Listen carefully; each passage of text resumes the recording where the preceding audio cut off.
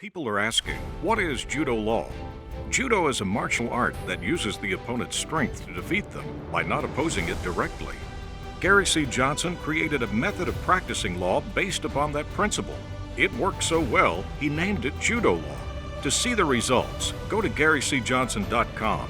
To have Gary and his team of judo lawyers go to work for you, dial pound HURT. This is an advertisement. If you're hurt, injured, don't waste time. Gary Johnson drives for every dime. Welcome to Simply the Law, a program created by attorney Gary C. Johnson. Simply the Law provides free legal advice and encourages happiness and quality of life. Now, here's Simply the Law with Gary C. Johnson.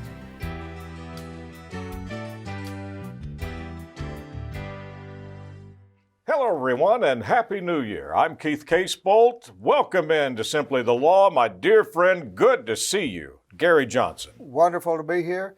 How you guys and gals doing? Good New Year, right? Things are going to be better. COVID's going to get under control. Vaccine's going to get out there. Things are looking good. Now, how about your New Year's resolution? I want to talk to you a little bit about that New Year's resolution. Now, Keith and I, we're on our 30th annual New Year's resolution to lose weight. How many of you have that same problem, 30th annual?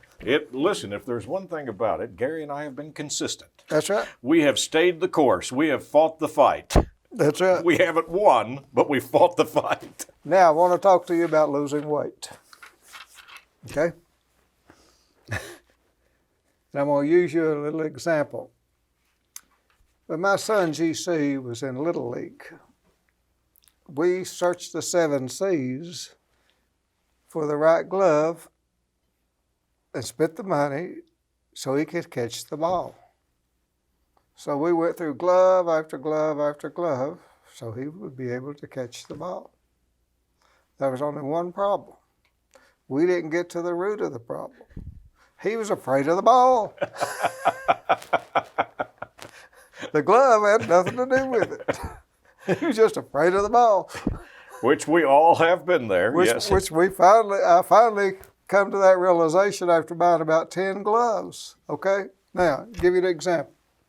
So when you have a problem such as weight, if you spend some money, then you don't need to do anything else, right? How many of you have seen these advertisements on TV? They're everywhere because they know about all the New Year's resolutions. So they got these weight programs, one right after the other, that they're advertising. How many of you fallen for it and got one of them? Huh? So you can spend some money. I've got the machines. I've got the equipment. Now, don't get me wrong. It's all in the basement. I'm not using it, but I've got it all. So what we tell ourselves, and I want to get you folks to understand what I'm talking about, that if we go join a fitness group and pay money, if we buy the right kind of drinks that we're supposed to get that'll just take that fat right off of us and spend the money, then we've done all we need to do and all we can do to lose the weight, right? The thing is, you join the fitness club and you don't go. You buy those hyped up fat reducing things and they don't work. And the reason they don't work is simple. You're afraid of the ball. And the ball is, what do you eat? And how do you exercise? Now, if you make a decision in here that I'm going to do this New Year's resolution and I'm going to lose weight, you don't need to spend any money. That is just an excuse so that you can go on doing what you've always done. Okay? Great point. So in other words, if I buy the $2,000 bicycle, or I buy the equipment, or I buy the membership, then I can still have the foods and the drinks that I've got, but I've bought the equipment, and that's going to make me lose all the weight, but I didn't change my lifestyle. Right, you bought the gloves. Yeah, got you. I'm with you. I hope you folks understand what I'm saying. If you're going to lose weight, after 30 years of me and Keith doing it, I found only one thing works. It's watching the calories going in and the calories you burn. Now, there may be some of you that don't work for, but it's as rare as a hen's tooth that it doesn't work. You know, what gets me is you just wiped out a multi-billion-dollar industry by saying, eat less, walk and exercise more. And watch what you eat. Every one of you knows what to do to lose weight. Is there a single one of you? Hold your hand up if you don't know what to do to lose weight, okay? Wasn't a single hand went up, Keith. Listen, you are telling the absolute truth. We look for someone to tell us or to say that we're on the right track, but the truth of the matter is we know the answer to the problem, don't we? I know it. That's right. I can tell you that. But if you go spend some money, you've solved the problem. You've bought the right glove. Okay. Even if there's a big slice of pizza in the glove. That's right. So I just wanted to talk to you folks about that a little bit, because don't go out and waste your money on all of this stuff you see on these advertisements on TV that's miraculously going to take off that weight that you've spent 20 years putting on.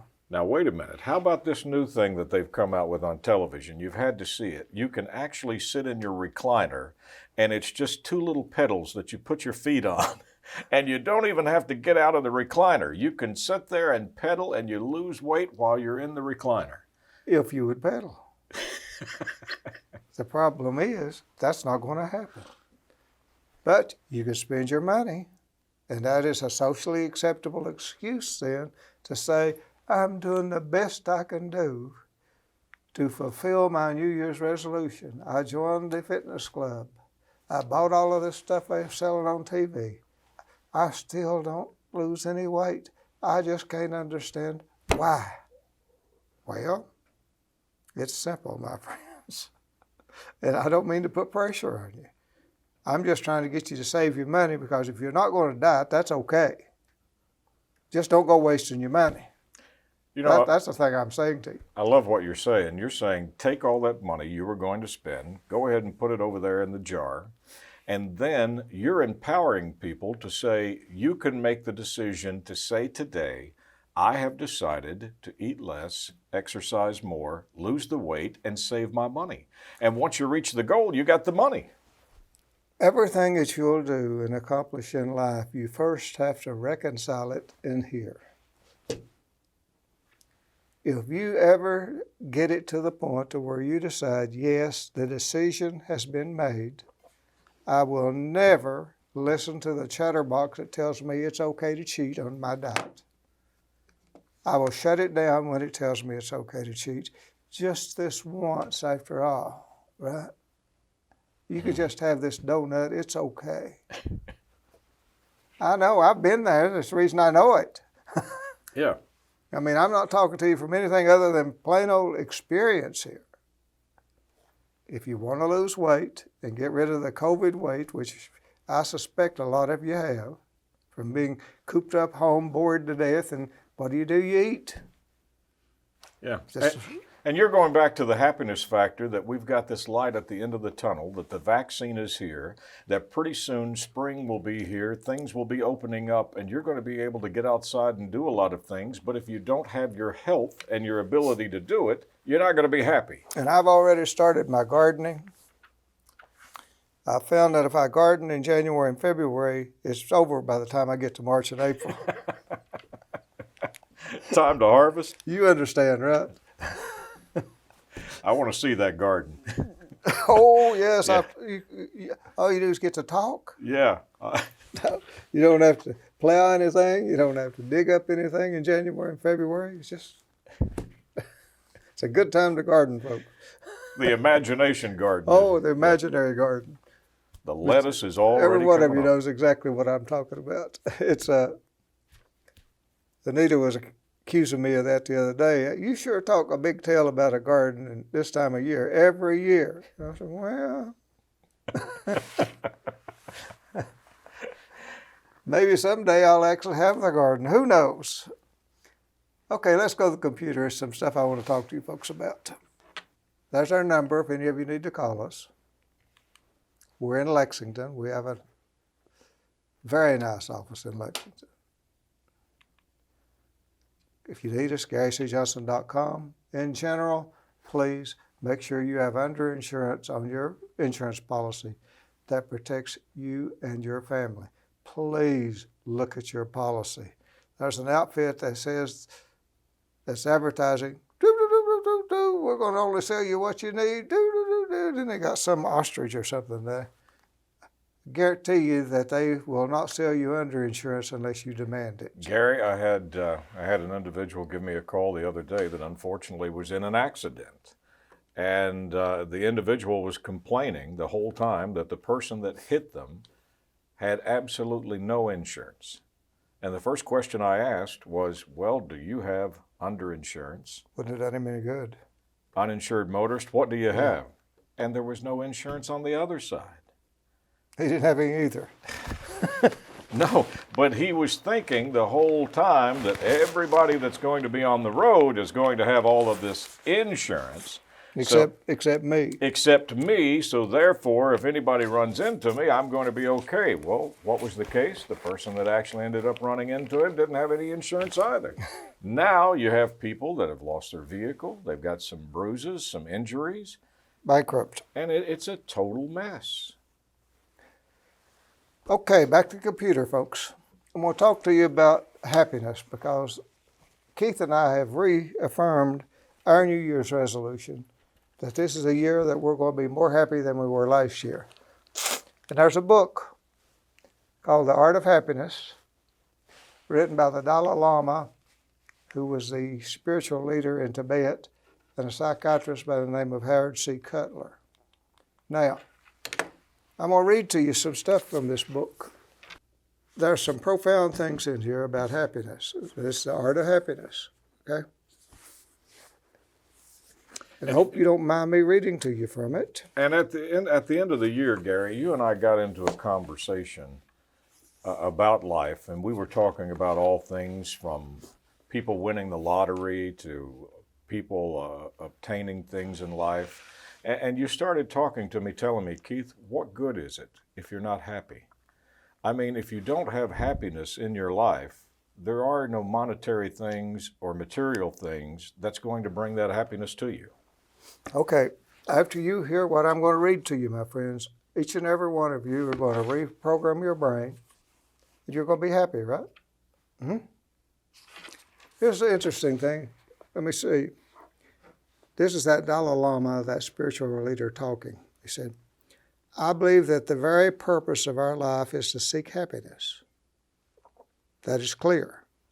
Whether one believes in religion or not, whether one believes in this religion or that religion, we are all seeking something better in life. So I think the very motion of our life is toward happiness. Remember, the motion of our life is toward happiness. Profound, huh? It is profound. I think the problem that we get into, and you and I discussed this on your radio program, is we don't always seek the things that brings us happiness. Instead, we find ourselves doing and seeking the things that bring us aggravation. And misery. Yeah. Okay, read some more to you. This is him talking. And he was talking to this guy he just met. I think that this is the first time I am meeting most of you. But to me, whether it is an old friend or new friend, there's not much difference anyway. Because I always believe we are the same. We are all human beings. Of course, there may be differences in cultural background or way of life. There may be differences in our faith, or we may be of a different color, but we are human beings, consisting of the human body and the human mind. Our physical structure is the same, and our mind and our emotional nature are also the same. Whenever I meet people, I always have the feeling that I'm encountering another human being just like myself. I think it is much easier to communicate with others on that level. talk about that a little bit, Keith. Yeah. How many times have we said everybody's equal? Everybody is unique. Since the beginning Everybody of is special. Yeah. Here is one of the great spiritual leaders from Tibet saying to you, I'm no better than anyone else. And the reason I can communicate with someone and be with them and is because I understand they are a human being just like me. While you were reading that, three words were popping into my head. First of all, you just hit it, the word understanding. Mm-hmm. Having an understanding that we're only human, all of us. The other two words were respect and tolerance. Mm-hmm. Because here is the Dalai Lama telling you that when I come in touch with anybody, they can be an old friend, a new friend, it doesn't matter. I'm going to treat them the same way. Exact way. With respect and understanding and tolerance. Because they're a human being. And you are a human being, my friends that are watching this. You're no more, no less, with the frailties that come with being human. But because you're a human being, you are extraordinarily special. Never be another one like you. I got some more stuff I want to read. Yeah, well, I really like that chapter because in our time right now, Gary, that could be the most important thing that we could do in America for each other is to have that understanding, respect, and tolerance for each other. Okay.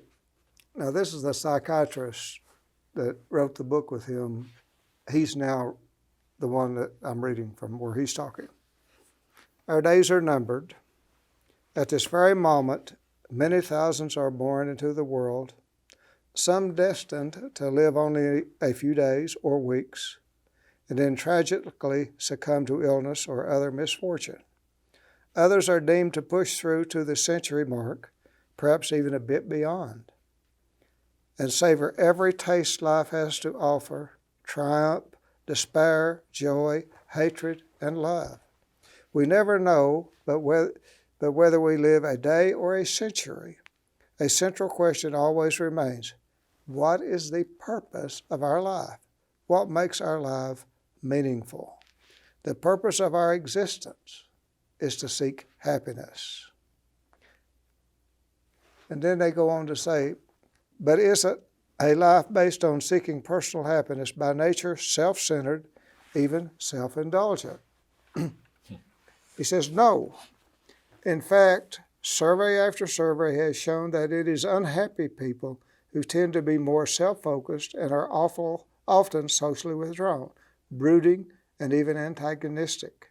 Happy people, in contrast, are generally found to be more sociable, flexible, and creative, and are able to tolerate life's daily frustrations more easily than unhappy people. And most important, they are found to be more loving and forgiving than unhappy people. Now, what do you think about that, Keith? That is just the opposite of what people would expect, right? Mm-hmm. So it is not selfish to be happy. And then when you were talking about our days numbered, I was with a couple of old friends over the weekend, and one of my friends said, it's like those bingo rollers where the balls come out. There's two of them.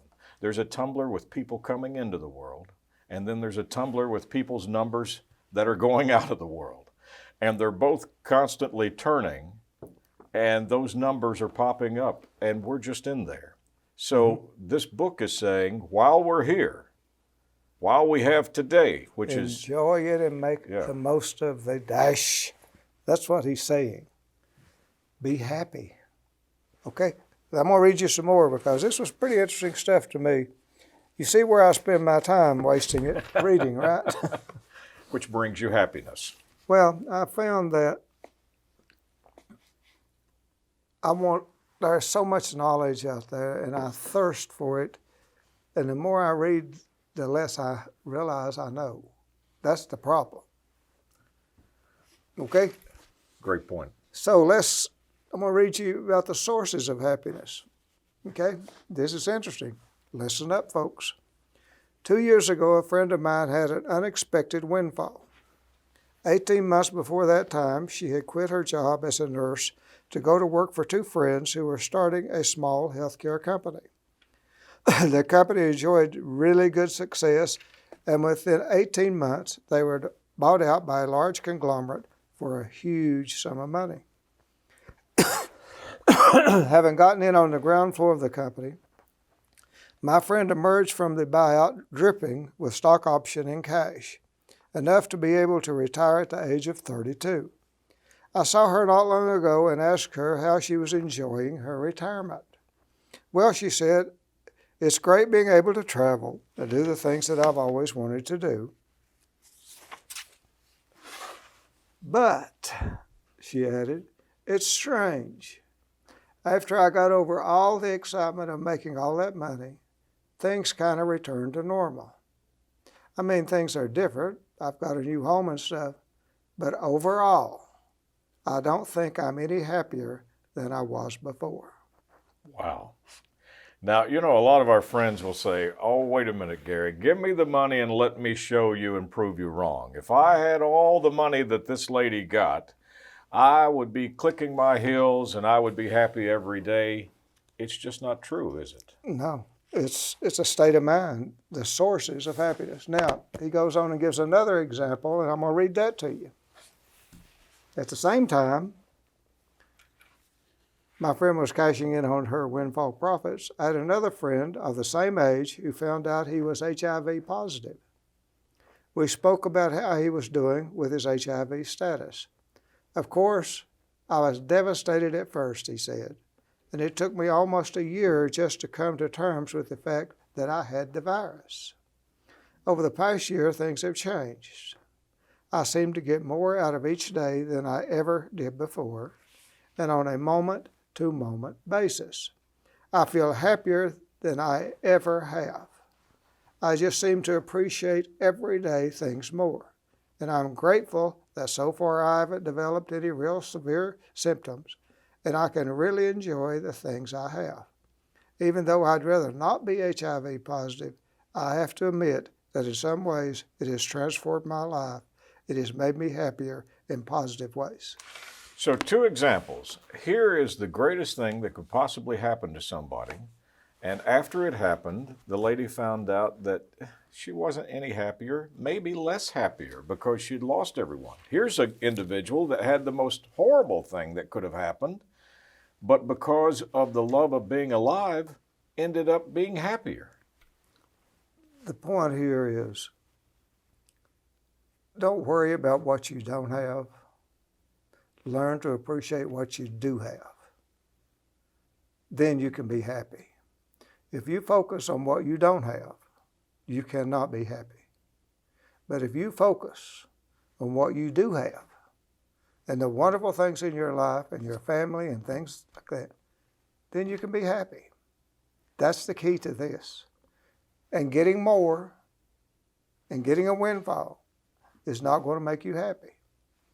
What's going to make you happy is learning to live moment to moment and to appreciate being alive. Have a reverence for life. If this was the last day that you were going to live, what would you do and who would you call? What amends would you try to make? That's a heck of a question. Yeah. If today was your last 24 hours on earth and you knew it, who would you reach out to? What would you say to them? How would you feel? Would your emotions be stirred? How many people would you call up and say, I want you to know you're special to me and that I love you? He also says we need to try to find inner contentment, and this is what he says about that. So how can we achieve inner contentment? There are 2 methods. One method is to obtain everything we want and desire. All the money, houses, cars, the perfect wife or husband, the perfect body. That's not going to happen, right? Then the Dalai Lama had also pointed out that the disadvantage of this approach, if our wants and desires remain unchecked, sooner or later we will run up against something that we want but can't have. The second and more reliable method is not to have what we want, but rather to want and appreciate what we have. Wow. Isn't that neat? It's no wonder this guy is so smart. I mean, he makes it to where you can understand it that in order to be happy, you've got to pursue happiness in the form that he's laid out for us, which is a reverence for life and what you do have. Yeah, and live and understand that you're human and everyone else is human. And appreciate the fact that, people can have differences. I mean, you have to have differences because you've got different minds. But that doesn't mean that you're not all human beings. And unique, unbelievably unique to be a human being. And Gary, I'm so glad that you're doing this program because you said at the end of 2020, Keith, the greatest thing that we could do with the program or that you could do with the program is try to encourage people to be happy regardless of what they feel is going on in the world. Concentrate about their own circle, their family, their friends, and what's happening. Well, just because I just watched these riots up in the Capitol and all those miserable, bitter people for no reason. It's just incredible. They weren't happy. I mean, they weren't. And the key of what you've pointed out, if you start doing the list of what you've got to be happy about, all of them have great things to be happy about. They could be, yeah, at home. Absolutely. No question about it. If I could just reach in their minds and say, don't do this. Get this out of your mind, It is a great lesson. It was from the book, The Art of Happiness. It's a new year. Join Gary and me on our 30-year conquest of losing weight and our new year of being happy together. On behalf of Gary C. Johnson, I'm Keith Casebolt. Thank you so much for taking this time to spend with us. As always, Gary and I look forward to seeing you again next week, right here at this same time.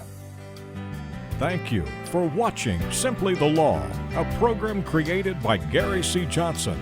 Until next week, may you be safe, blessed, and happy. People are asking, what is Judo Law? Judo is a martial art that uses the opponent's strength to defeat them by not opposing it directly. Gary C. Johnson created a method of practicing law based upon that principle.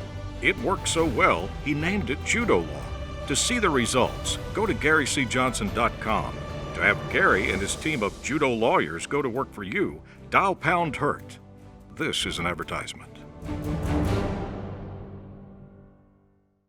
Eastern Kentucky, southern West Virginia, and southwest Virginia. It can be a tough territory to reach when it comes to marketing. We can help. We can also help you find your identification. And we have plenty of services to do it and a lot of experience behind us, over 37 years. In fact, we've either booked or sold nearly $70 million in advertising in this region. You need a new voice, a new idea, a new concept? Casebolt Marketing. We're ready to go to work for you today. Our motto is nothing happens until you make it happen. So let's get started today.